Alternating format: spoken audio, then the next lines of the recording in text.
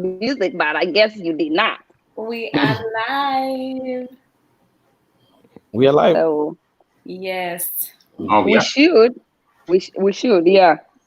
So y'all guys give me one. Give me a minute. You said, oh my God. Yeah, I have to. Najoka demo today. The Mike Olivers. Wow. That's one. No, not the Mike Olivers. It's the other one. What? Okay. Okay. Because I was kind of, I'm going to say I don't think we should talk about this, but I guess. Mike Oliver, I'm gonna digo que mujer horo. Oh.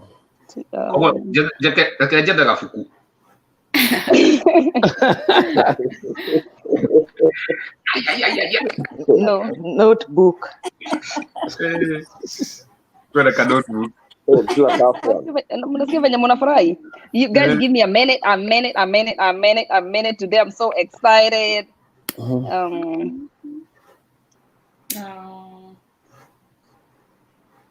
We have some men woo in the house.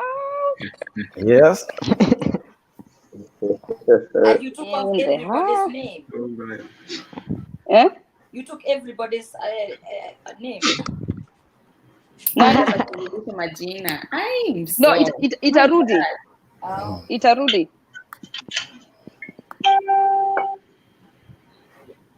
It's gonna come back. It's gonna come back.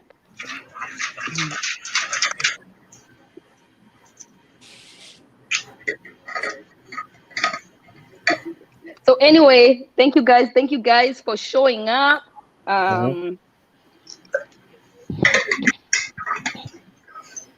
Hey Charles, thank you. Charles is online already. Next time, Charles, you're coming. So anyway, today I'm so super excited. We have some woo men in the house. I mean, the golden. We have some now. We can call them golden. We can call them what? Give me another name for golden. Diamonds. Diamonds. We have diamonds in the house. Kamande. Oh my God, I'm so happy, Kamande, you showed up. We have James. And we have Tira all the way from Kenya. I'm telling you guys, you need to be excited. We are connected. We are connected. And it was a surprise. I wasn't gonna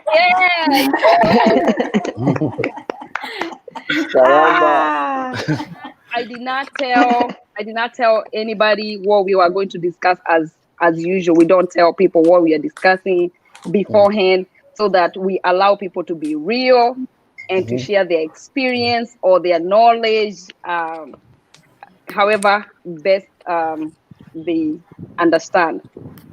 Thank you, Janet. She is in the house too. She's our coordinator, my sister Angelica, all the way from Germany. And we have Ruth. Yes. Yes, I can tell. Yeah. And we are waiting for some more people to show up. They are still caught up somewhere. Mama Fuadi, we are waiting for Mama Fuadi. Yes. So I'm excited.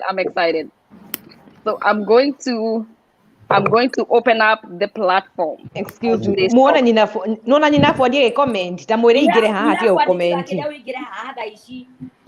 Yeah. Hatutaki comment uingie hapa. She's coming. So anyway, today's topic, we have two things that we are going to talk about, and we are going to expand. We are going to talk about domestic violence. And the reason why we are handling the domestic violence is it comes from the relationship that we are going to talk about. Especially in diaspora. Kwa sababu unajua Kenya, I think ni kama tulikuwa tumezoea kuonaga hizo domestic violence. Where unaona ni kama wanaume tu wanachapa wanawake. Like I'm not for it, but it was something that we grew seeing. When you come to diaspora, domestic violence is a whole different level. It gets real crazy. I mean, it gets real crazy. So that is one. The next thing is the relationship. And in the thing that entails the relationship, there are things with the age. Kwa sababu tuko na history ya his name is what? Guardian. He's a singer in Kenya. He is dating a lady by the name Esther. And of course, that is something that is here in diaspora, that we are experiencing here in diaspora. So I want our viewers to understand that the things that we talk about is the thing that we experienced or we have gone through, or we have a know-how. We're also going to talk about the men view versus the women view about this relationship thing. And hopefully today tunaweza dissect vizuri kwa sababu sasa tuko na wanaume. They can tell us from their own perspective. I'm going to open up this platform for everybody. Y'all guys, welcome. Thank you for our viewers. God bless you for tuning in and being with us. So, this answers the first question. With Kamande. Oh, Jesus.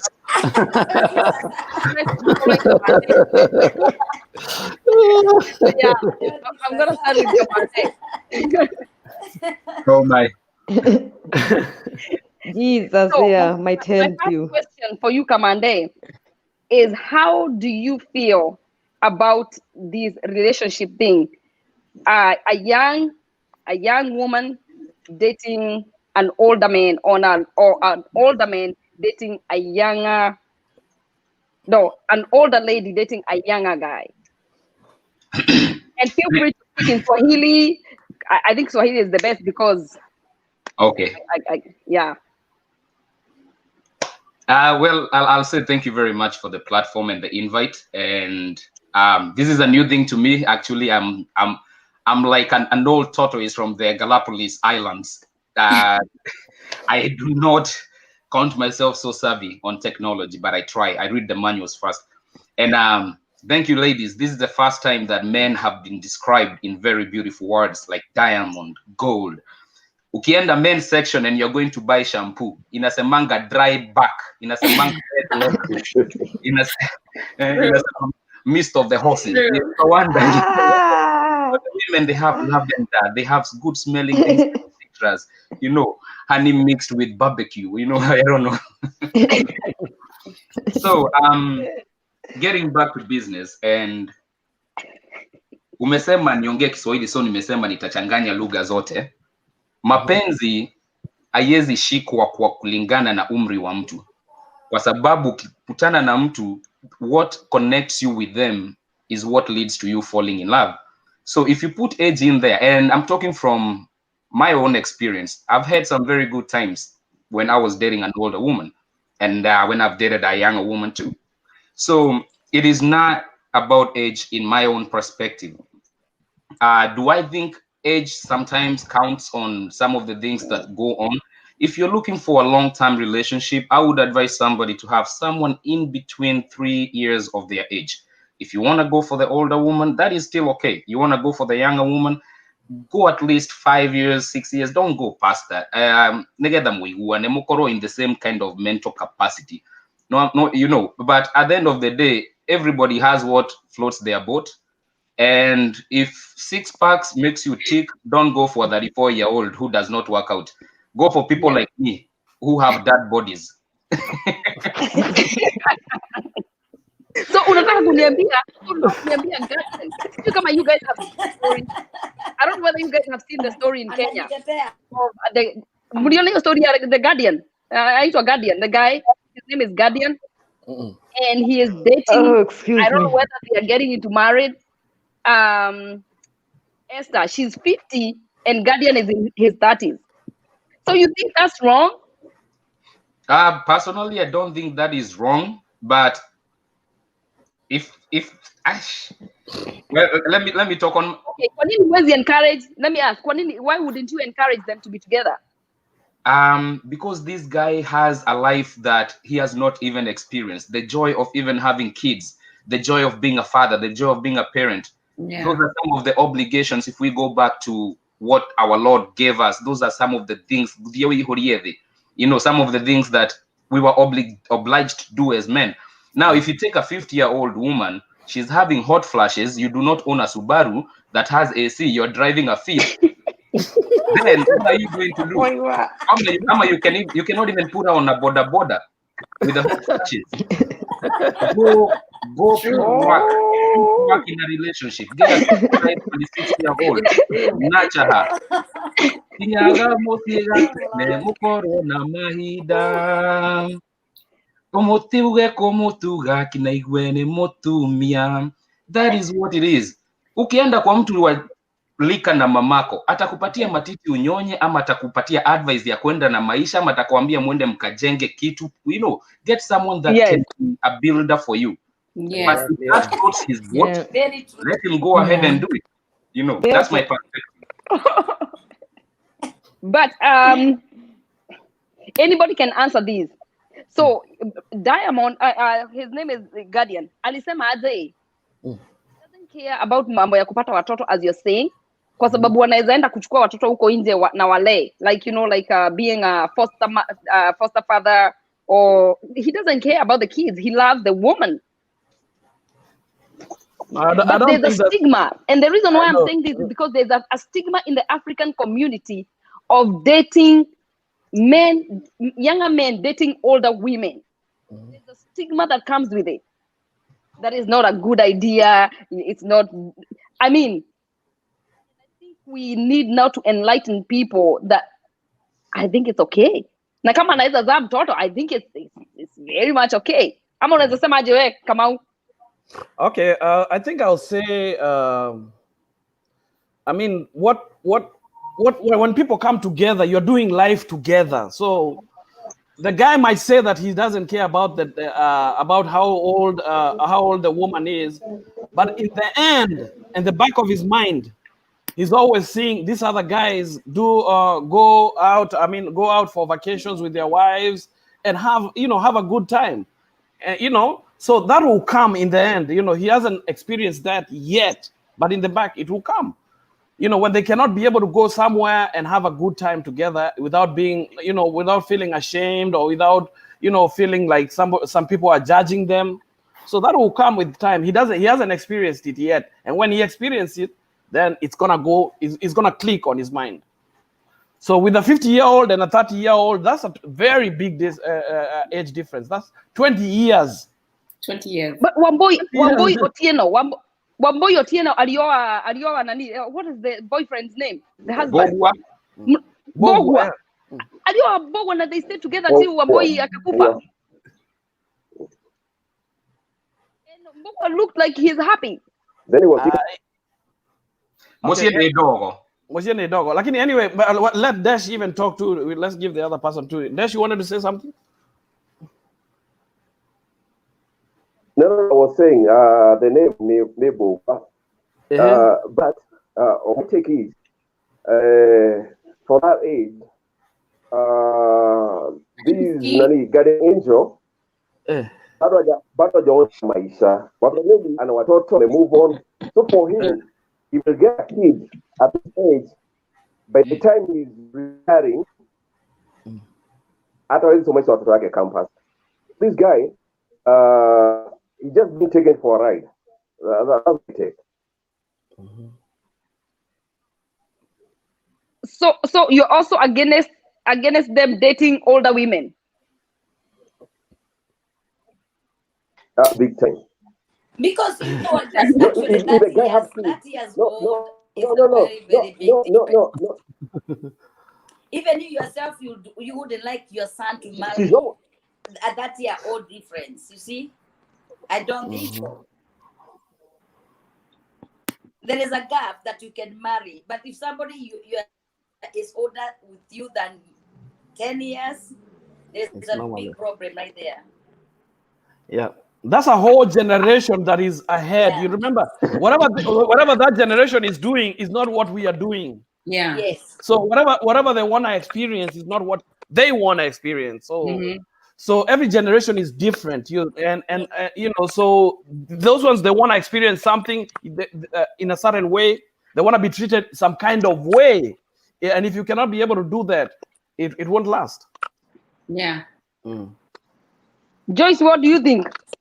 As a lady, I'm following. I'm against that. Is that too? No, I'm against that. It's a big Hapana, difference. hapana. What about you, Angie?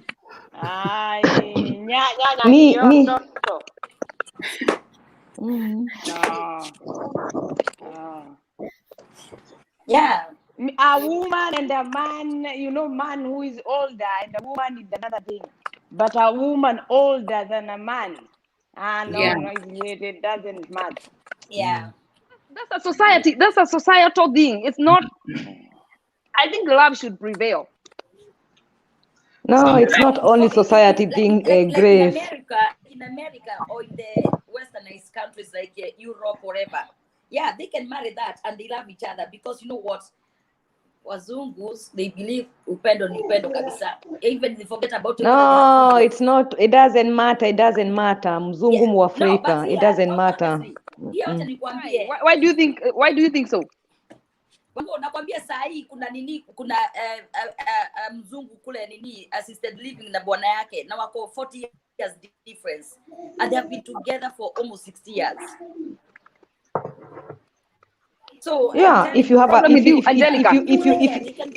you have a thick skin, mi usema kila wakati waga siko against, lakini our older people hivyo 20 years more, hiyo difference ya 20 years, I'm telling you, without a thick skin, my dear, ni ngumu sana, ni ngumu. It's difficult. Na mi waambie mpaka hawa watoto wadogo, don't marry an older man wa 20, umeachana na gap, because for one thing atafuta mwanaume mko that because you don't feel it when you are 20 and 40. Exactly. You feel it when you come to 40. Hata kiakili huyo akifikiria venye anafikiria si hivyo, amfikiri the same thing. Mko very different, na kama huna thick skin, one of you will go down. You have really, it's difficult.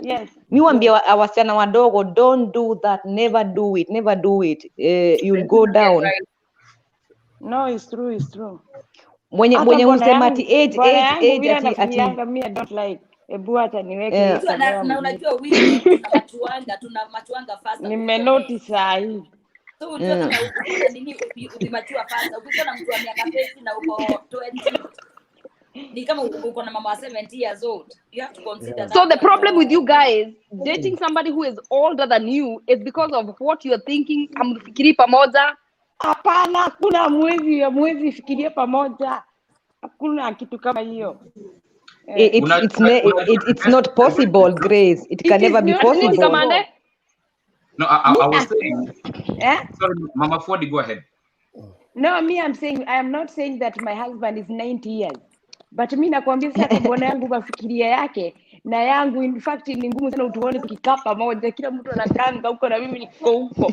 Unaona? Because what is thinking, hata akikuja hapo kunipatia story, ile story ananipatia na mimi ile nataka kusikia haishikanishi.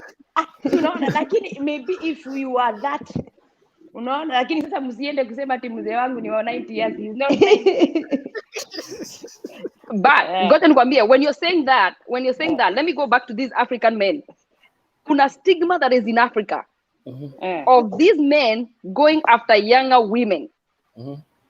Wanaweza date, okay, the successful marriages zenye they have grown together, that they're in their 40s or 50s, they're still together. But kama wameachana, Commander was married and got divorced, or Kamau was married and got divorced, most likely he will be eyeing a younger girl. So there's a stigma of him trying to date an older woman. Why is that? It's because of this. Let me tell you one thing. The way even in the Kenyan community is changing. It's because the young men, hata kuanzia the age, hiyo age ya kina my husband, ya kina Victor, whatever. Right now, everybody is tired because the women of today, the girls of today, the one we are calling them slave queens, whatever we are calling them, wamekuwa too difficult even to maintain homes, So sasa hakuna mtu men hataki mchezo. Nobody wants to maintain a home though. Yeah. So sasa slave queen ni wale wazee ama ni hawa young? Wanaenda for the if you see even today we are talking now. Kuna wanaume wengi sana wameoa into a 20 years difference, 25 years difference, and they're happy. Let me tell you one thing, they're happy. But not up. Even They go for younger women. No, they go for younger women. No. Yeah, and James, yes, I know what I know what she's talking about. She's talking about the older women. Yeah, the older women. I mean, the older men marrying young, but and after especially after divorce. That's what you're talking about, right? So what happened? Separation. Or separation. This is what is going on. I mean, normally when people are in a relationship for so long, you've been going at it, and I mean, your woman has been challenging you on every aspect, you know, as you grow, and it's not a bad thing. Yeah, and it's not a bad thing when people are challenging each other, but it gets to a time, you know, when the man has already matured so much, and you know you're still going at it, because it should go at it until a certain time of age. And then now, you know, at least mnatulia, mnasikizana. Huyu anajua line yako ni hii na huyu anajua line yake ni hii. So, you know. So, Rhoda, it has to get to that level. Sasa what happens? You guys... So nilikuwa nafika hapo. So what happens is that you get to that, you don't ever get that level. You're going at it mpaka mmefika 50. So mkiachana, what happens? Everybody will get tired of that, going at each other. So now when you get out of that, you want somewhere you can go control somebody. That's what men do. Oh, bwana yangu niambia. No, I tell you. Even my husband says akiniacha atachukua mtu mmoja Yanga.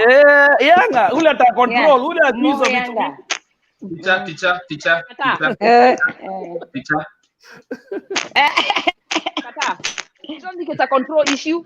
No. Let me say something. I don't agree with his explanation because of one thing. I agree partly. Let me say partly. The first part of it, I'm very okay, but the latter of it, I'm not okay with it. Because control issues do not happen because you are dating a young woman. You can also have control issues when you're dating an older woman. Hata paka mzee kunywa maziwa. Na kama hii maziwa unakunywa, kwa nini nikunywe maziwa ya Walmart when I can buy maziwa ile inaitangwa Whole Foods? Ya Whole Foods ni prestigious na inaonja vizuri. So nitaenda, ni kama kwenda kununua kagari venye umefika midlife crisis.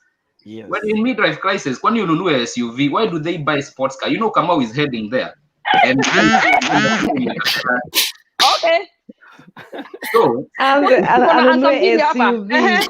so my understanding, how I can explain it. Why would I go for a younger woman? I'm going to go for a younger woman because first of all, we need to be kind of parallel. Yes. And then if I'm looking for a long time kind of relation, I have to think about my senile years. At least a woman who's 6 years younger will still have her memory. We shall be able to walk around.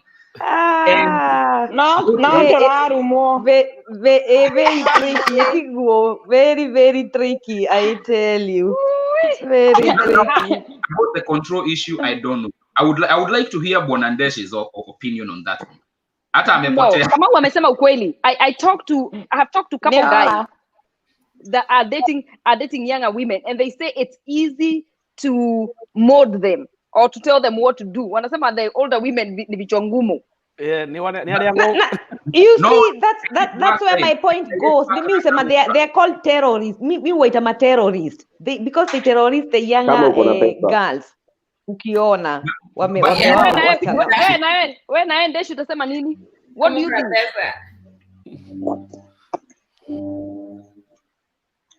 Peter. Amepotea. I think amepotea. Okay, goja niulize Janet. Janet is still in her younger ages. She is still looking and searching. So would you date somebody who is older, who is younger? To me, I think it makes more sense for a woman to date a guy that's older. Because of stigma. But not too old. Not too old, maybe 10 years. I know Kamande amesema about 3 to 5 years, but at least 10 years, because women, we mature faster than men. and especially in today's society where you meet men who are in their 30s and they're not even ready to settle down, it makes sense date somebody in their late 30s or early 40s. It makes more sense that way, because these men nowadays, they're getting dumber and dumber and dumber. So. Yeah. Yeah, you have to go for that age difference. But for a woman dating, You're right about that. You're right about that. That's right from the horse's mouth. What is honest?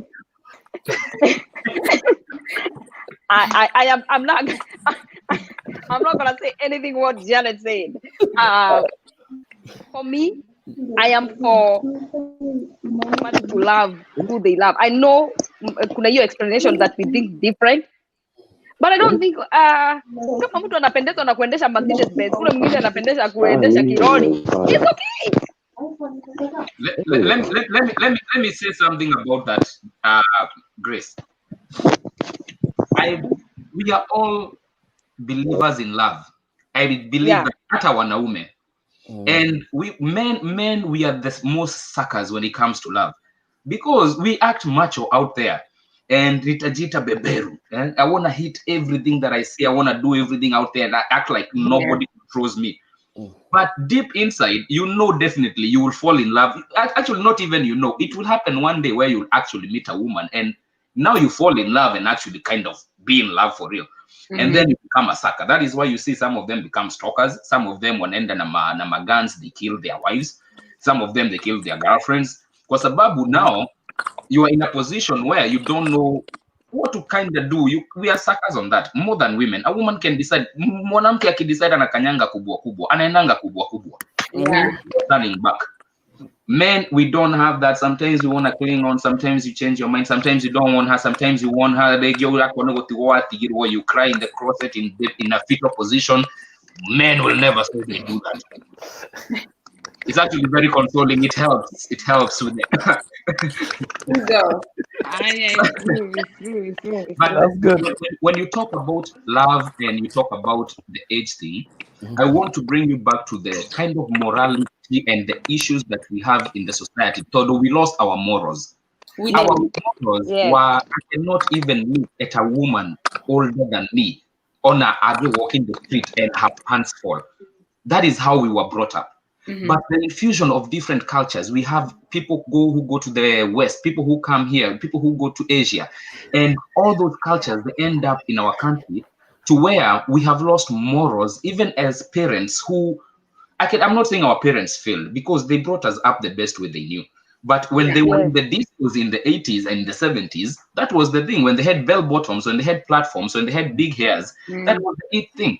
And by the time they are getting now a kid who's my age and I'm back home, I know if I was not brought up in a certain way to come and respect your elders and know your boundaries when it comes to morality, I'm not saying I don't want but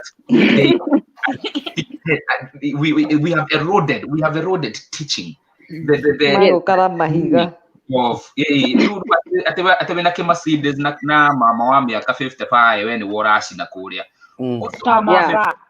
venye tu alikushika na Mercedes atapitia kwa ile kona nyingine akutane sana Masai mwenye ametoka kuleta ng'ombe kutoka Narok. Ametembea for 3 months na kuambia ametoka kule tu cubes tu hapa chini atembea na Mercedes amezoea ng'ombe. Are you going to stand a chance? So you stick to university. If you're in university, do a small business, meet a girl out there.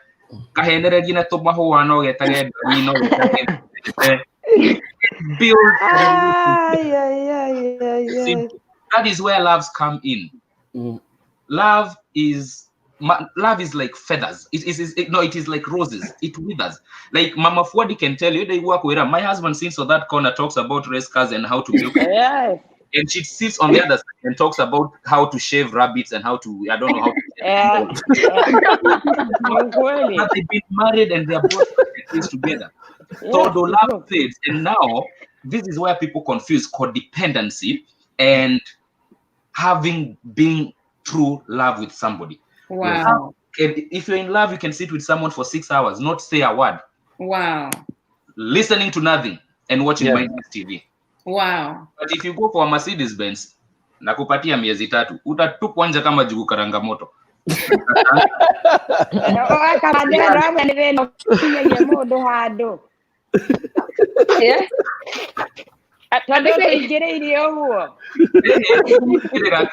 Mama Ford, I love you so much. You know that. Kore handu warathungia ta hega. Drama kuri handu mundu ariago ni thina ukahurwo ona nginya ukamenya riu nguingirira kangeri kara gukorera Tutaita pasta kuja tusaidie na hii topic. Kumenya oharia ngaingirira. Oh, excuse me. I honestly think there should be. I think kuko supposed kuwa na leeway ya watu waache kuwa na hiyo stigma. African community, we have a stigma. I do not think it's good, especially now in diaspora, which I'm going to bring that topic, especially here in diaspora, Kamande and James being the guys. Kumekuwa na kwa sababu ya in diaspora, people are so lonely, right? Because we are busy working, we are always busy raising kids, we are busy pursuing the career. So hakuna hata ile time ya interaction with people, right? You don't interact with people in a capacity whereby you can express how you feel about somebody or kupenda mtu. People are busy here, right? And so tumeona a big chunk of people with that age difference still wanting to date, and it's I don't know. I just talked to my friend the other day and she told me, you know what? This is my situation. Mso akona watu mso. By the way, guys, my sister Rose is the connector. Akona connection ya kuconnect watu. So if you're lonely out here, if you are single, if you are looking for a husband or wife, what you want to contact Rose? Ingia inbox. Yes, down to the right. Okay. Yeah, we have so many women, and we have so many men. Actually, even we have so many single men. If you want single men, what's your connection? If you want, you have single women. Actually, when Janet yesterday found for her somebody last night. Janet, I was there. The number was taken. Akamwambia ile kazi unafanya vile mutakaa pamoja and got and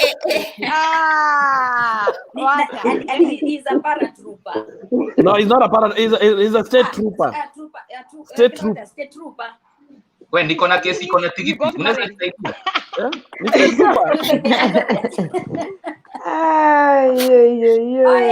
Ulisa just kama ni uongo, she was there. Okay, how old is he? He's 24. He's 24 years old. No. See, that's what I'm saying. That's what I'm saying. Look, He's 3 years. Come on, down 3 years. Take away. You know why? It's because we have a lot of. No, but he's mature. He's very mature. Diaspora. The relationship in diaspora inatuacha hiyo gap. Desh alikuwa diaspora hata yeye. Yeah, he was one time in diaspora. Desh. Desh darako hizo. Hayo kabile. Ni network yake, kusha network yake. Network yako draikira. Ni ina problem. Teresa, kama unataka bwana, utafutana na huyu. Huyu anatafuta bwana. No, Teresa is taken. Akire ndiko kosa rudia utawira wa Ngai negetha andu matige thina andu othe makona mundu na muthuri. But that's not the thing. When a relationship is not the end of the world. I know that's the topic we're talking about now, but si lazima uko in a relationship for you to be happy, you know? Come on, Exactly. I'm relationship companion. Single and happy. Yeah. You don't have Janet is single and happy. Yeah. Actually, that's the truth. There is a pastor who was preaching today, and he was saying marriage is not for everybody. It's not for everybody. It's not for everybody. It's God who Very gives people true. marriage. Yes. Yeah. There's some people who are not supposed to be married. Yeah. So, so we have to put that in point too. Yeah. Very true. Okay, so let me steer this thing. While we are still in the relationship, let me steer this thing. We have seen a video of a lady. She's from Congo. Her husband is a pastor. Yeah. Can I object on that? Network yako inapotea. Unanisikia? Network yako inapotea kabisa. Yeah.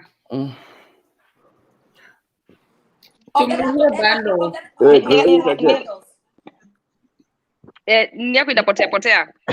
Ni line za Kenya hivyo tu. While we are still getting this, there's this lady. She's from Florida, and so she's from I believe she's from Ghana, either Ghana or I think it's Ghana or Congo. Anyway, she was married for a couple years to a pastor, and they have a church. And just the other day, wamekuwa in a domestic violent relationship. It's a husband and a wife. But the other day, I think walikuwa na separate or they were going through the divorce. Yeah. Alafu unapotea ndesh. Alafu akakuwa wamedecide kwenda nyumbani. Alikuwa anaenda nyumbani kwenda kwa nyumba yake kwa sababu aliacha bwana kwenda kuchukua some papers and some things. So the sister and the brother, I'm thinking it's the brother-in-law, wakamwambia hautaenda peke yako, we're gonna go together and take you to that house because they already know that the husband is a violent man. So they go there and there's a fight. Iko kwa Facebook, there was a big fight and commotion, and before they kicked the husband out, violent, he alisema atamuua. You know, he's just threatening. Watu wanasema I'll kill you, you know, stuff like that. Unfortunately, 12 hours later, the husband went looking for the girl, the wife, and he killed her. Oh no. And we've had, mnajua watu wa huku US ni mnajua, we have had a lot of domestic violence that have ended up into people killing others. Kamade. Unaona hao walikuwa wamependana kila saa wameketi hapo kwa pamoja wameuana. Heri hii harusi yangu bwana yangu iko huko na mimi niko hapa. Hatuwezi uana. Hatuwezi uana. I know. I know. And it's a very sad situation. But I am bringing that up because we have experienced that. And I'm going to throw this thing to Angelica. The domestic violence thing. Why people keep going back again and again. Hata kama you're going through this trauma almost every day, but you keep going back. What takes you back? Because we don't want to be judgmental. Tuseme, mtu anashinda akirudia huyu mtu na anachapagwa, you know? And we can bring a lot of education here and a lot of whatever. But let me first hear from the horse's mouth. Angelica, why do people keep going back to the abuser again and again? Yeah, me, I always say, until you are in somebody's situation, nobody will ever understand. Na hiyo simaanishi kwa ubaya na si matusi, really. And I think the person who is in that situation does not even understand why it happens like that. Atapigwa na bado unarudi. It's difficult to explain why it happens like that. That again, you are abused too much that you are so manipulated that you believe in everything what you're being told from the abuser. Ne? Unaona. And yeah. Anakwambia nini, like I'm sorry, sitaifanya tena hivyo tena, and you believe, is it ni kama mtu anakutukana, unatukanwa ni kama yani ni general, hata kama ni kupigwa na matusi, ile unatukano you are useless ama vitu kama na unapigwa na unaambiwa pole, na ile ukionyeshwa ile pole ni ile unaonyeshwa ile pole ya kabisa, si ile ati ya mchezo mpaka unaamini. But then people forget, these people, they never change. They will always tell you every time they abuse you, I'm sorry and I'll never do it again, but they'll never ever stop until mtu akuje kuiput kwa hiyo mind, alafu you walk away. It's difficult, it's really difficult kuona hiyo energy ya kutoka, hiyo step ya kutoka. It's a very big step na kwenda tu kabisa na usana hiyo story. It sounds crazy. It sounds crazy, and I know that. But I know nobody can ever understand that person in that situation. Why No, me, I'm they do understanding, things. Angelica. Oh, yeah, Na mi siwezi judge. Mi siwezi judge mtu juu aki we mwenyewe hata ujielewi. Unajua umebrainwashwa tu ile mbaya sana. Hata we mwenyewe ujielewi. Yes. Unaona? What do you Ujielewi. think, Mama Kwadi? No, me, because I've What do seen you think? I've seen it because me, it has never happened to me, so I don't know. But I've seen it from my sisters vile wanga wana brainwash mtu mpaka yani hata mtu akikugonga wewe ndio unasema sorry mpaka unamwambia pole, it's my fault. Kuna mtu ako na echo. Kuna mtu ako na echo. Kuna mtu ako na echo. Nimesikia. Hata mimi nimeisikia, lakini niko na hii. Ebu kwanza nizime Grace uone kama ni mimi. Ni mute. No, I think it's Dash. Lakini imeisha. Yeah, I think in Dash. Ama ni mimi. No, tunakusikia. The reason why, as you're saying, I have seen it in our family, and not just my sister. I've seen it even with our extended family. And I remember I have an aunt that was abused so bad. Ali abused her for a long time. And my part, I'm guilty of saying or asking, how can you go back again and again, and you know things are never getting better, you know? No, because one thing, venye nimekuambia umenapilitiwa, sorry for cutting you short, you come to a point to believe everything is your fault. It's you. It's nobody's fault, it's you. Umeko kwa hiyo kitu because every time it's you. Nobody else, it's you because of you. Unakuja kuamini Grace, and then you are stuck in that thing. You are so stuck. And you cannot even get in that person's mind. Unaanza kufikiria, what is wrong with this person? Why is she going back there? And na mtu anapigwa na teswa. But you cannot imagine what is going on through that person, with that person inside. Really, you cannot imagine it is going on. What's your advice to the domestic people who are experiencing the domestic? What would be your advice? Wakuge na courage ya just kuongea na to get out. But I know it's difficult, but I cannot tell them to have that courage. Walk out. Na mtu akikugonga tu mara ya kwanza ama hizi unajua kugongwa sio abusiwa, si ati kupigwa peke yake, matusi kwanza, hiyo ndio mbaya sana. Tafadhali kuchapwa uteka hata plaster. Iya kutukanwa ni mbaya, because that's hiyo ni kidonda utabeba for the rest of your life. You'll be fighting with things. Hata ukitoka kwa hiyo abusive marriage or partnership, you'll always carry it with you, with it yourself, and you'll always have things to fight with. So yeah, it's courage. Try to get out. Try. Ngoja niulize wanaume. Sijui kama Ndesha anatusikia. Yeah, amefreeze tena. Ngoja tuulize hawa wanaume wenye wako diaspora. Kamau and Kamande. What makes men more violent when it comes to these domestic? And I know women, they do. I know women we have some women that are crazy too, right? Yeah. That abuse men. Exactly. Tusisahau pia wanaume. Exactly. Usisahau Victor for life. Well, what makes you guys wanakuwa abused?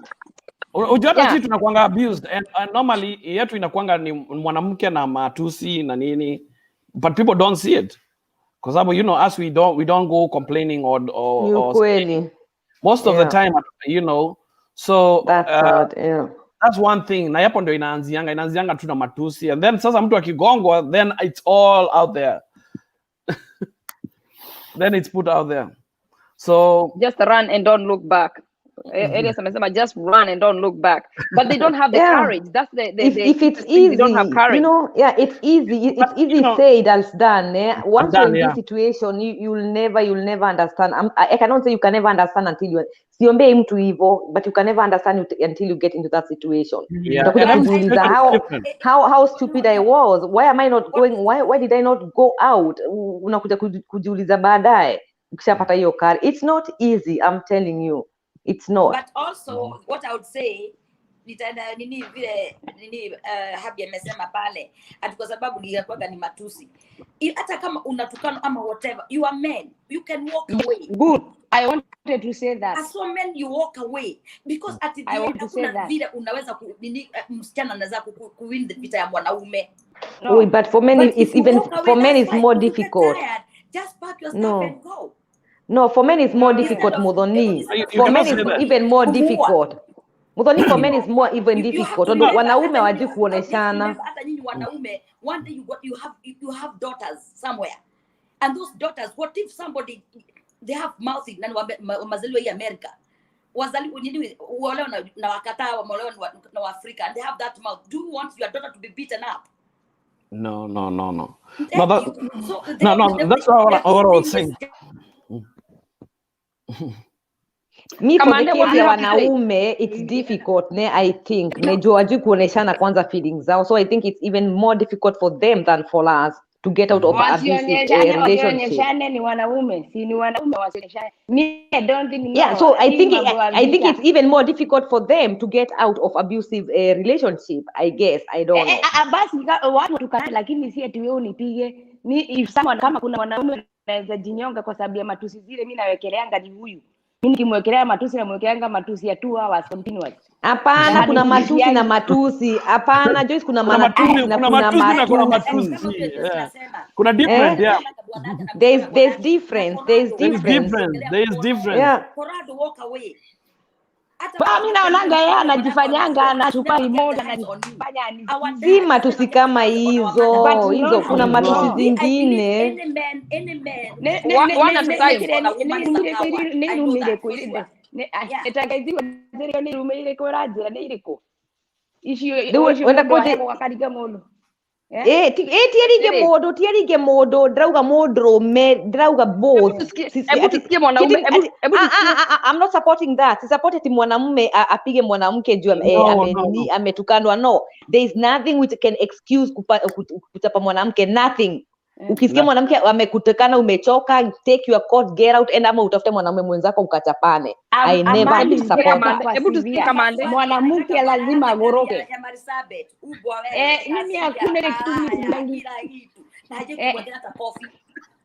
hakuna kitu hakuna huyo ni mzungu. We have to understand. Ngoja tusikie Kamande. Mimi hata simaanishi hivyo. Kamande. Yeah. Pole. Wamemutiwa, wamepewa mute. Wamepatiwa block. Wamemutiwa. Yeah, okay. Wameongea sana. Kamande, let me ask you before you answer something. Yes. In diaspora, hapa especially hapa America, tumesikia cases where we've had so many cases of women getting killed. What triggers the men to get to that point? Okay, from a man's point. Sorry. Okay. So first of all, I'm actually very distraught by that story you just told me, because I saw the video and I didn't know the guy killed him. I killed the lady, and if that happens within a period of 12 hours, that is a very sad story. Very sad. Yes. I'll give you a story about, according to what Angelica said. Until you actually go through that, you'll never kind of understand why they don't walk away. It's very easy to say walk away. But unless you walk in those shoes and you see how well they fit, you will never understand it. Never. I will give you a story about what she's saying about the abuse. The abuse doesn't have to be the physical kind. And I couple that with what Kenyanjui said, because men also go through the same thing. We go through the emotional trauma, the things that are nailed in your mind all the time in the relationship, which are so negative. Mama Puadi, ile matusi alikuwa anasema sikuitwa mukura wa agima na tigwetwa makiria makoroma waru. That's what I meant, Joyce. Si matusi kama hiyo. Very, very deep down to who being as a person is. I'll give you an example now. If you have a kid and this kid is learning how to walk, you're so excited, and then he starts walking out, you decide to take him out in the rain and enjoy. but the moment he sees a puddle he's about to jump into it, you say the word no. You have just killed the curiosity of what that kid had in mind and how this puddle is going to act. Same thing with a relationship. When I meet you, you're sparkling, you're smelling like sugar honey citrus. I like your smell. We go to a restaurant, you actually don't finish your meal, you take your to-go plate. Yes. I am excited. I want to learn who this girl is. By the time we are going to the 5th date, you're already eating a whole rack of ribs. Because now you have got comfortable, the paddle was never told to you no. You jumped into the paddle and it was okay. Now fast forward 5 months, now the love which our administrator, and she's disappeared, used to tell us about a few minutes ago starts fading. In a way that is not right. And now this is where the emotional scars start. It may take a year, it may take 2 years, it may take 3 years. Now, let us come back to the types of abuse. There's the emotional and the physical kind. What I have learned, anger. I used to be a very angry person for the longest. I did not know why. I did not figure out why, but I learned one thing. Once you realize you get angry over things that can tick you off, you as yourself walk away. Going to Mudoni's point, if you get into an argument with a person who you know they cannot control their anger, yet they are your spouse, maybe you came from drinking, maybe you came from here, make the decision to walk away. If you know that it affects you in a certain way, you don't go home angry. Do not go home if you feel umekasirika. Fadhali ulale na uko nje kwa hoteli. Kama ni bibi yako alikukasirisha, you try and do something. But now there are situations like that guy that you talked about. And I'll give you an example with myself. When I would get into matrimonial problems and I feel like I'm getting pressure from home and pressure from work, I resorted to alcohol. I would go drink, and I'm a very good drunkard. I drink, curse you out, and sleep. And I will not remember anything in the morning. Wow. But now that's a journey. It's a different journey. I don't do that anymore. It's a but do whatever you have to do, not to hurt somebody else. And I cannot be hypocritical to avoid trouble. That I have not participated in probably being an emotional abuser in the relationship.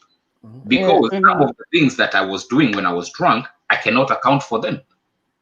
But does that mean that there was no some kind of unfairness happening in the relationship? It does not mean that. Because I don't know how she was feeling at that moment. Now I know, we have talked and I know how she felt. And that is one of the paths that helped me to actually gain control of my drinking. I cannot believe like today I woke up, I did a 7-mile run, and that was awesome. I would be waking up with a beer. I would be waking up trembling because I did not go to the Hallelujah. So Kamande. Yeah. Do you think then we women are the one who pushes you guys to act crazy? I had my notes here, and the next note after anger was triggers. Triggers, yeah. They always say that, Grace, that we are the reason that you are pushed to a push. It doesn't excuse anything. If that's the point. I'm very impartial in my look, let me finish. I'm very impartial when it comes to whether it's men being abused or women being abused. Because at the end of the day, we have seen like the Nyeri things we were having, the women being violent to the men. What were the triggers? Huyu mtu ameenda kazi, amekuja bila chakula. Watu si wa Nyeri, ni watu wa Kiambu. No, let us. Kiambu alikuwa amekuja Nyeri. Okay,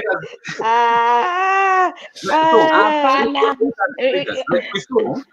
Let me finish. We saw a video of a man being beaten by the woman in Kenya. I don't support abuse, either men or women. I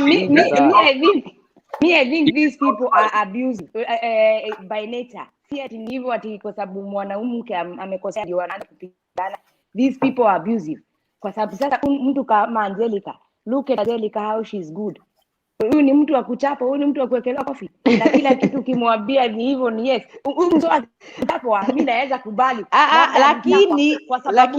Lakini mwingine atasema Yeah, lakini mwingine atasema aliniprovocate. You know, there are men, they use that word. She provocated me. And that's not a reason to hit a woman. There is no reason. Like, she provocated me. You as a man, if I provocate you, you have those things there. I won't say with the name. Just take your jacket, walk, and go and ndio kamande nataka kutuambia the triggers.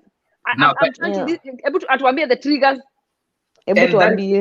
That is what I was saying. It goes both ways. And the first example was given you was like the lady who was beating the man in Kenya. It is not okay to actually engage in a physical fight, especially with your kids around in a relationship. But the trigger on this thing, it was not from the woman. It was from the man. The man was supposed to be a provider, and that happens. Now we have other situations where the man comes home and let's say, there is stupidity that I would not actually withstand. And that is the kind of stupidity around because this guy whatever, you can try and morph that into something. But you said, I'm going to kill this man. And then the next day you go ahead and do the same thing that you said you're going to compliment do. In a sober mind. You get?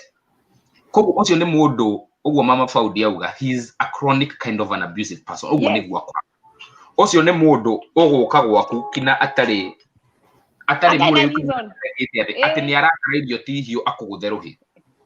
Yes. So those are very different kind of people. Leave us alone from It was the people from Yeah.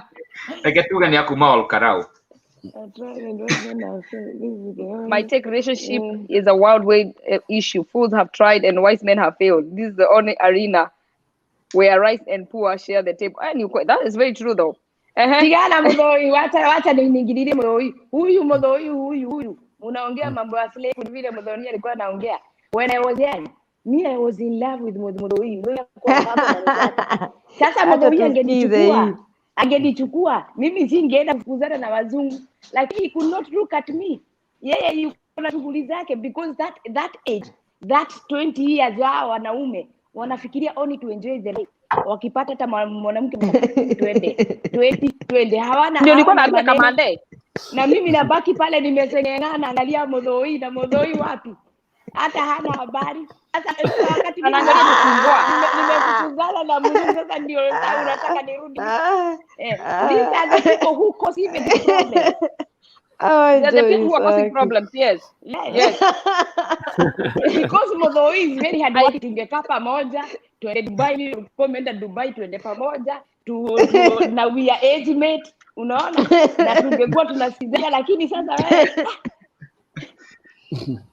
and you finish the case. Yes.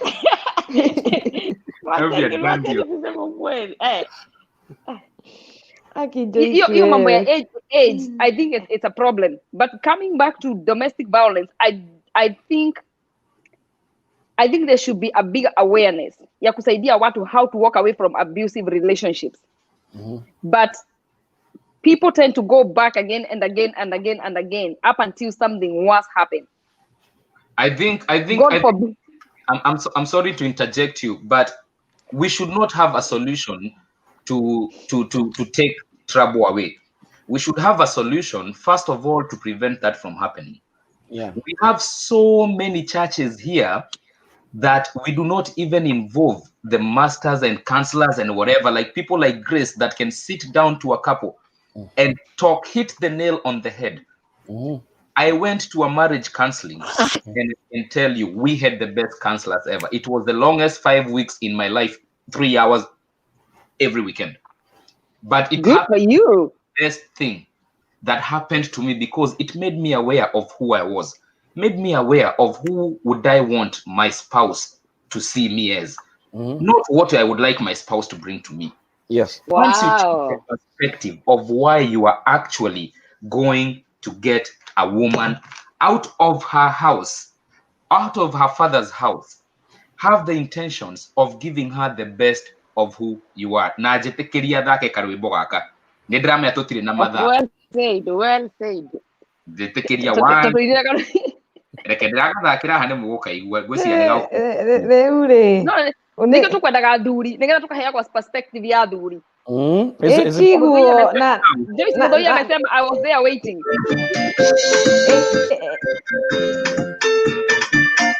getagwo ndiandiku.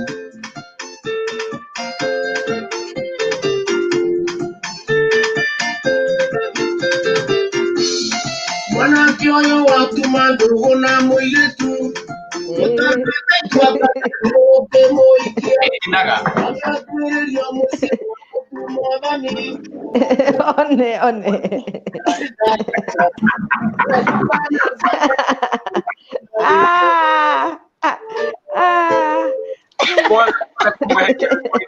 one Time. 2 minutes left. 2 minutes. So, oh, this is nice. angĩkorwo gũtuma ndũgũ na mũndũ kama mtu amefanya macho yako ipepete na mkurudhu wako useme nyigi offer them the best thing you can offer them. Give them the best and you shall get the return. And now if you need a solution, invest on time to teach people on how to actually be in a relationship, not finding a solution after it has happened. It may be too late. Yeah. That's my take. Yeah. One more question for the diaspora men. Why are people complaining that it's so hard to date in diaspora? Diaspora men. Mimi naongea diaspora men, these two.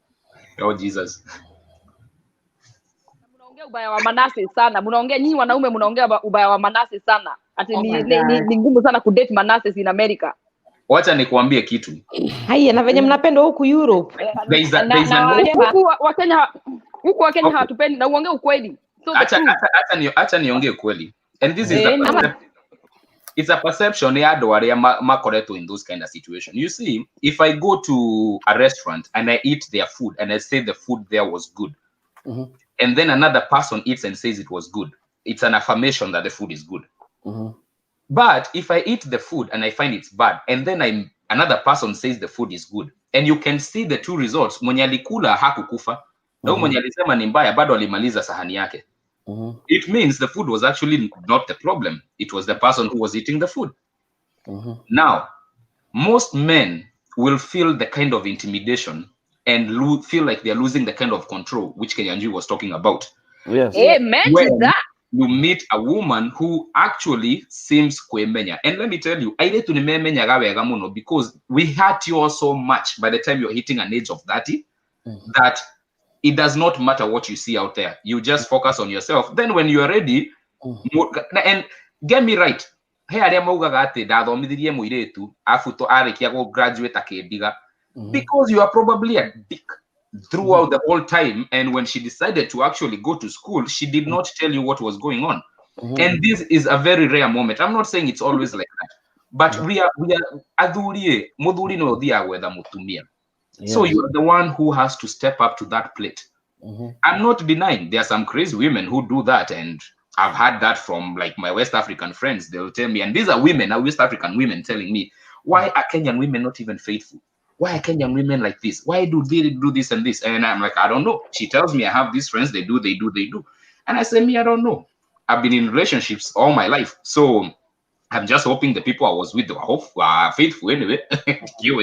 But I cannot put Josio in one pot and classify that. It is just too much. Nurses. I've had that rhetoric since I've had that rhetoric since 2000. I don't know whatever, and it's ridiculous. So why would a nurse be intimidating? Yet there are women here who run accounting departments. They are CFOs for JC Penney and they're Kenyan and they are married to Kenyan. There is a woman who runs Burlington. Sales School. She's Kenyan, and another one runs Citrix. She's married to a Kenyan. Why are you intimidated by a nurse? Wewe tuga modo wa marorita ithuna kama uwe. Ya gutwika na thi ureci atutigithoma ifuku twifara.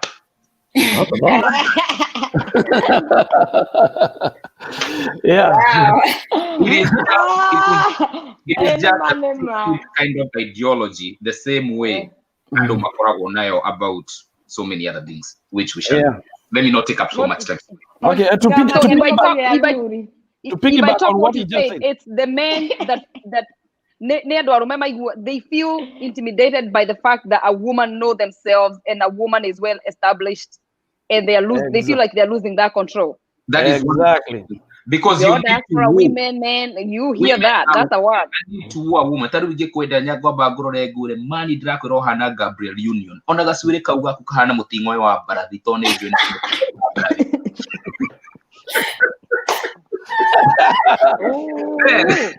After that, you are wewe ni nurse after 4 days. You get nikutana na Walmart ujaenda umewekwa plaster hapa imeandikwa I'm a nurse. no. I look at you, get dhamiri yaku, I think you're a good person, then I ask you out on a date. After we get knowing each other, you're not going to tell me I'm a nurse. Na hedi odehete for deja $180 afu ujore. Janet, what do you have to say about that? He wanted to say something. I wanted to I wanted to piggyback on what he just said. I wanted to say that, people, most men here, they're intimidated by women who come with all these thinking they can be equal as men. There's that thing that comes atumia moka America kama moka they travel abroad. My shida, they can be equal as men.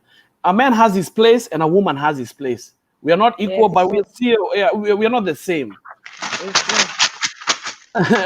Exactly. So we are not the same, but at the same time, everybody has to know his place. So if you don't know your place, and your place is as much as important as the other. So hakuna ati mtu ati special than anybody else. Everybody has his own special place, on this earth, and as a woman and as a man. So makamera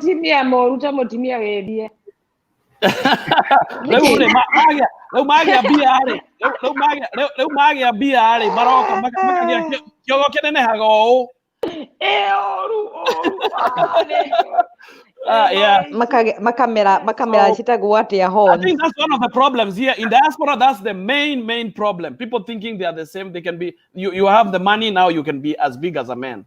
That's the main problem. Yeah. Thank you. Okay, women out there, know your place. Men out there, know your place. Janet, what do you have to say? I don't know why I'm asking Janet, because she's a nurse and she gets very passionate when people attack nursing. She's a nurse. So what do you have to say? If I had something to say, I would take up the whole, an hour, because I'm very passionate about this topic. But just to say that, I don't think it's the nurse's fault that men feel intimidated by women that know themselves and women that are making a good living. Now, when you're mejieza, so it's not the nurse's fault that nowadays men are our GAZ, so that's all I have to say. Joyce, umesema women who have money, they are worse. Why did you say that? It's true.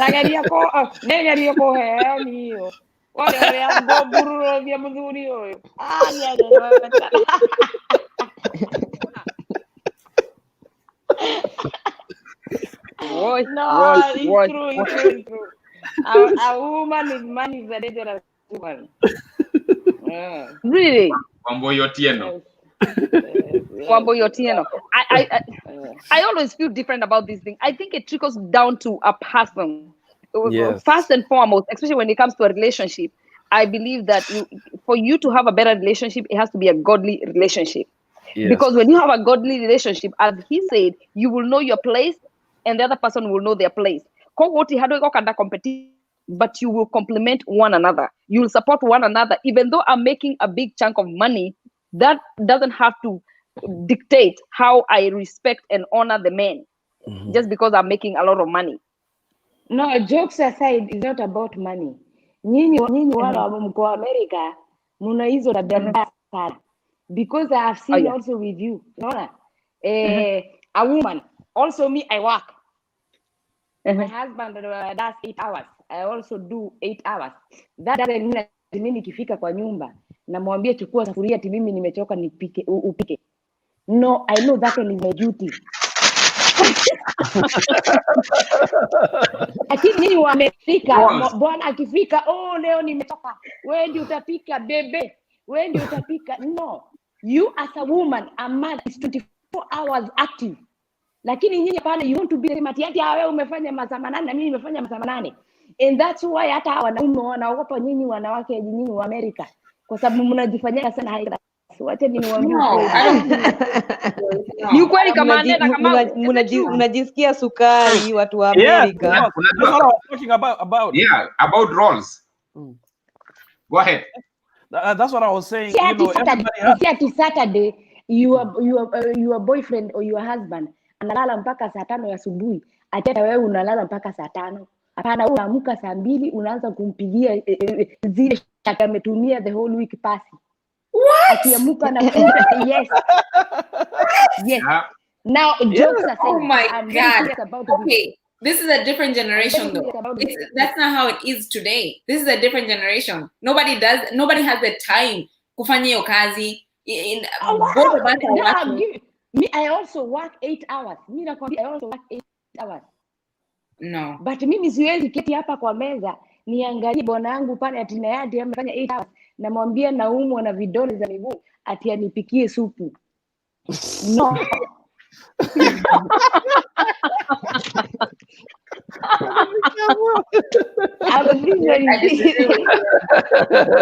Hawa wanaume wanataka wakifika hata kama umechoka wao rangi, because a woman no man should never be tired even when you are tired. Unasikianga hata mama hakuangi mgonjwa, the children never know. Mimi sijaona mama yangu mgonjwa, kwa sababu yeye hata akiwa mgonjwa hata humuoni, yeye ndio anaenda kwa daktari ya mwingine halali. But the women nowadays wamefika kwanza America, hapana, hiyo wamesahau kabisa. Mwanaume akiingia nyumba ni kama sasa amepata housemaid kuja. Yes, ati kwa sababu sasa unapiga una check yako, unajua kwanza unamwangalia na zile macho. Hata usipokaa hapa mimi nakula na nashiba, toka kama unataka kutoka. Yes, because you have Joyce, you're an old stone age girl. Yes. Me, But let me tell you guys, I agree with you 100%. Thank you, Kabanda. I'm with you. Yeah. 100%, yeah. Let me tell you guys. Joyce anasema hivyo, let me tell you guys. This is the one.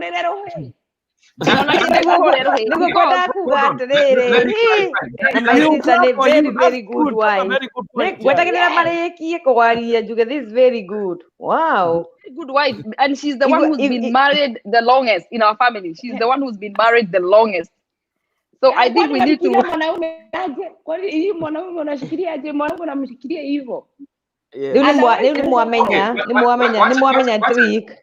Wacha niseme kitu before Angelica ongee, kwa sababu kuna kitu moja Mama Fuadi amesema ukweli na Janet amekatana nayo. Now Janet, let me tell you the honest truth. Sometimes you also need the discernment to know that kama mtu anakupenda ama akupendi, ama mtu ni mtu unaweza kuwa na maisha nayo. Right. Now the thing is, we see most of the nurses here, and why they have that kind of people have that kind of a perception, ni kwa sababu the people who actually want to actually be with you, unaonanga ni kama takataka, si wewe personally. Wanaonekana tu kama takataka. That's true, guys. And then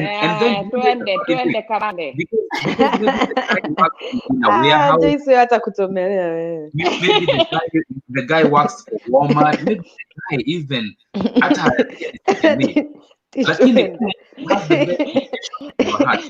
and as long as a man wakes up and goes to work, that is his role as a man. And a woman's role is to actually make the home a homely home. It doesn't mean that kuwe kunanuka maua kila siku. Kama uwezi mchuna maua nje kama Betty White, it is okay. You just figure yourself how you're gonna make it smell like roses. But we see most of these nurses now, they go with that perspective in the dating world, and then you meet this akata guy. Akisha kuangalia asema, oh damn mama, you look pretty hot. Mtu wa Kiambu alisema ngai nataka kunulia mutura. Homeless guy akuje akae kwako, kazi, and then your mentality of doing what a woman should do hautafanya. Utaanza kusema ati wanaume wote ni Ati Irogo, why are you telling the truth sasa? Anakuambia hapa ukweli. Wacha tuongeange ukweli. So kama jamaa amekwambia anafanya kazi CVS, anafanya kazi Walmart, anafanya kazi yeye ana own companies, yeye ni driver wa kiroli, yeye anaendesha mkokoteni, and he has the best intention at heart, give him a chance, and you shall be shocked that the submission of what the Bible talks, when they say submission of a wife, it does not mean you become a dummy. Actually, women rule the world. Men, we just follow. But do we know how we follow? When we make our women happy. Because a happy woman, happy home, full stomach, and shabang at night. That is it. Otherwise, you'll be limited to the universal rule of 2 weeks in a month. I will tell you that.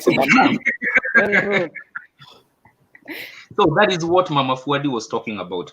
When sasa huu unaona venye anasema ati wanaongea about makoro, wanaongea about it, hizi mzee, na tunajua ako 90 years old by the way. I'm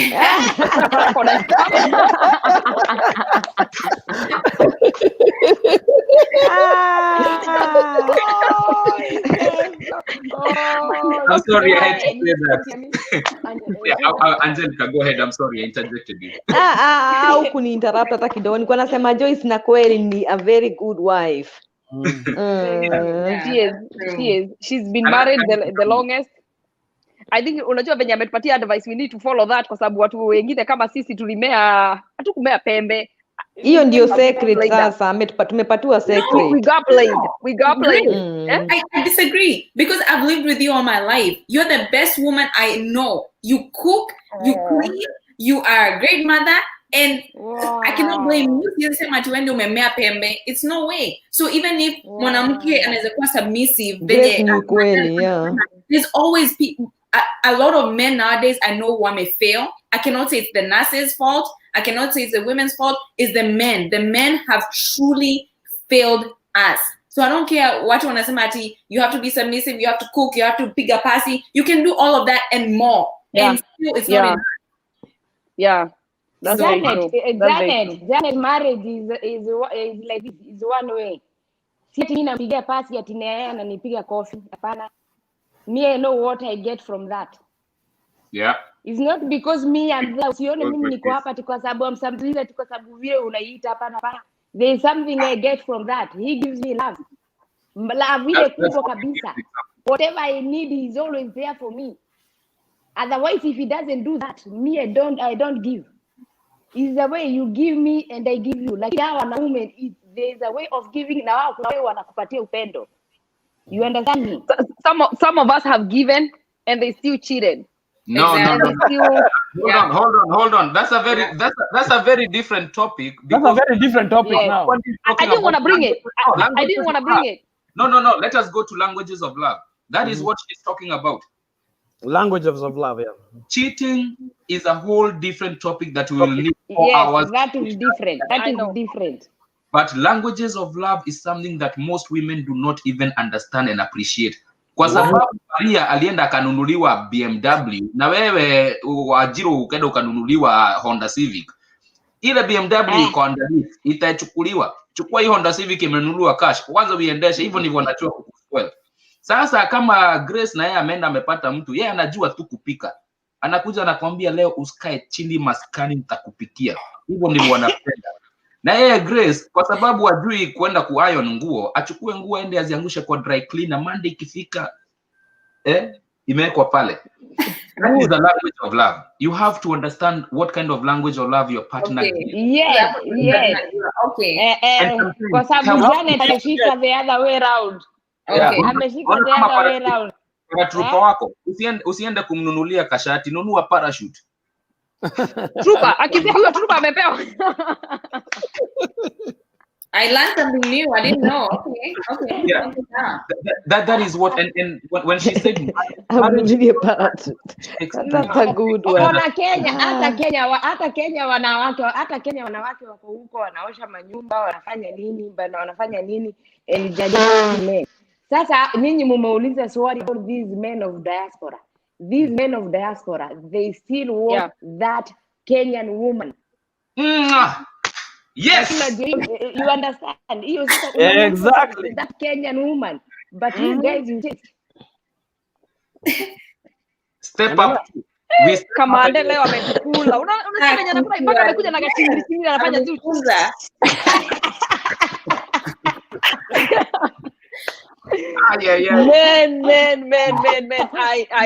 I truly enjoyed having you guys.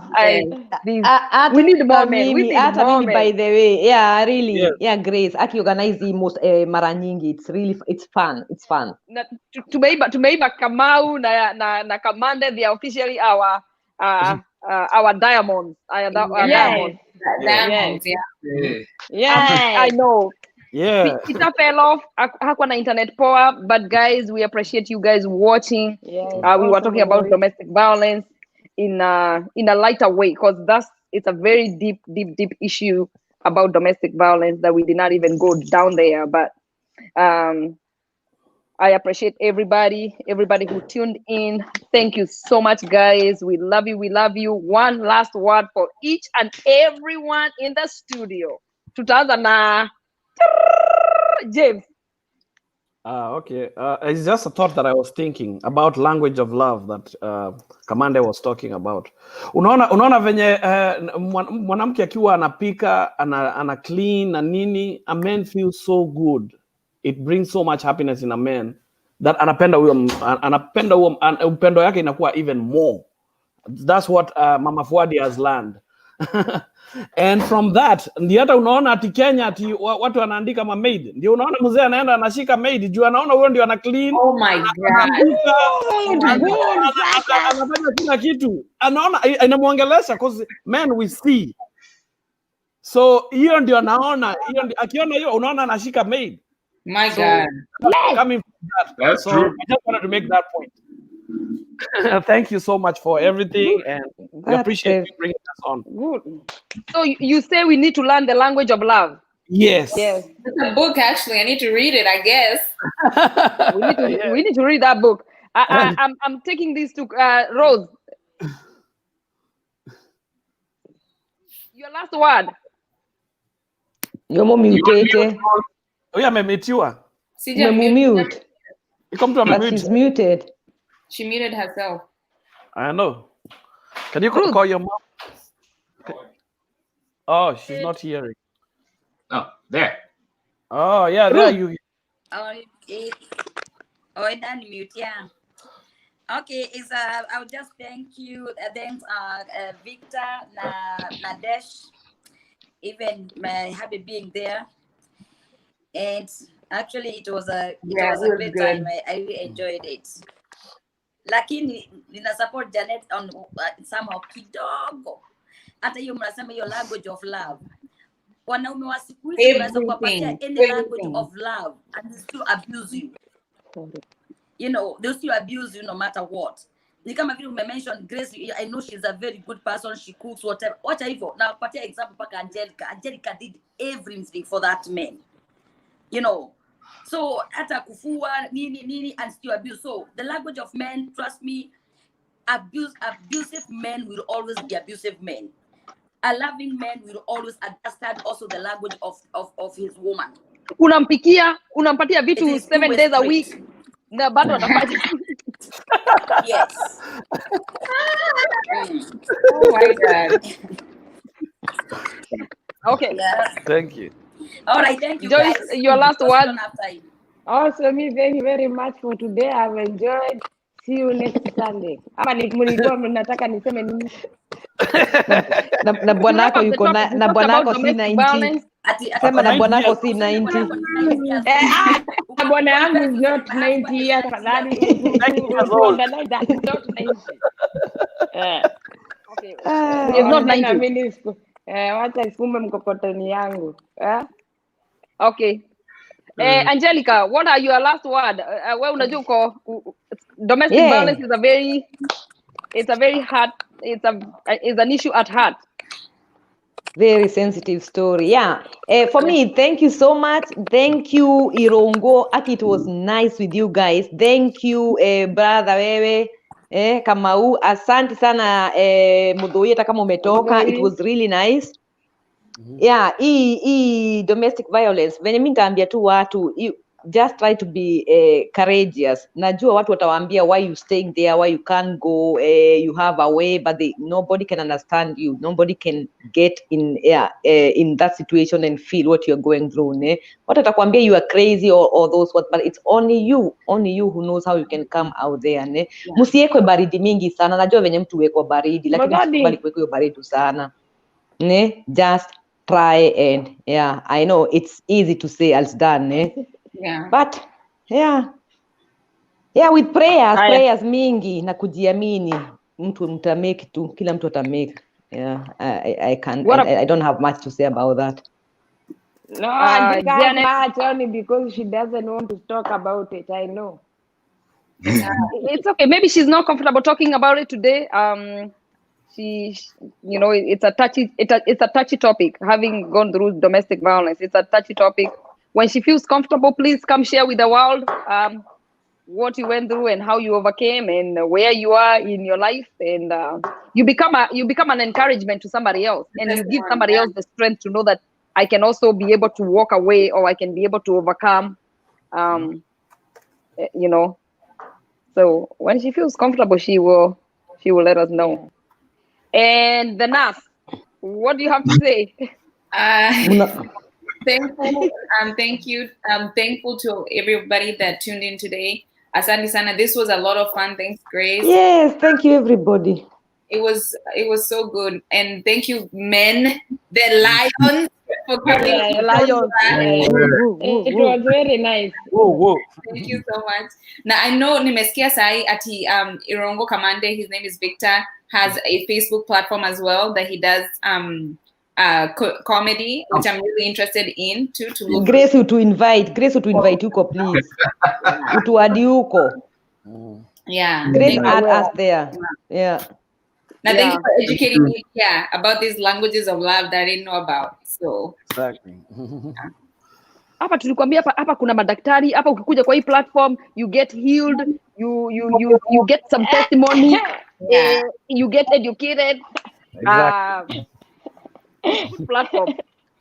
So and our last guy, our one and only. Give us your overall comment. So I started with saying thank you for the invite, and I want to end with the invite. And as I invited God in this, I'm going to leave you with a word. John 4, verse 24. God is spirit, and only by the power of his spirit can people worship him as he really is.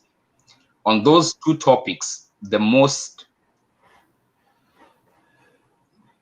I can say is that it falls down to the men. It does.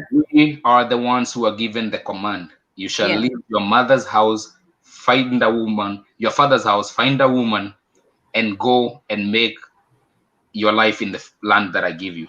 Yes. It goes a long way.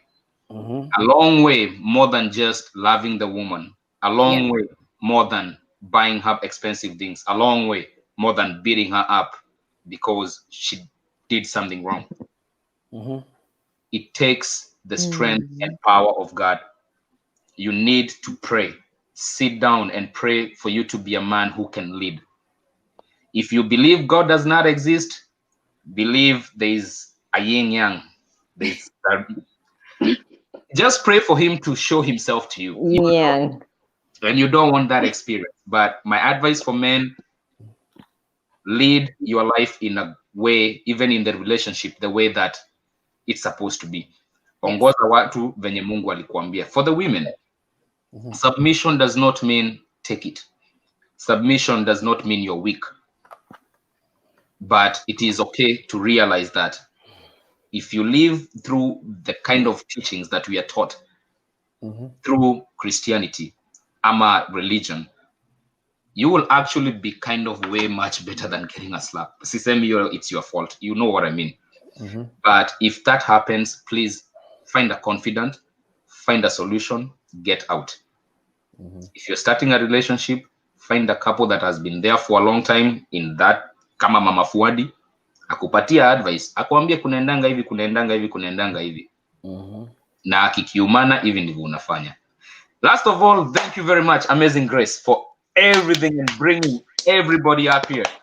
And of course, I cannot forget Mama for giving birth to these 7 amazing women. Yes. I've met 2 of them, but I've seen them. And I'm pretty sure one day we shall meet. Good. What a nice guy, ne? Right. Kenyanjui kanyangia tu hapo. Sikubaya. Nice guy. Very nice guy. Yeah, he is. Kenyanjui yaani bahari sasa amekuwa one of us.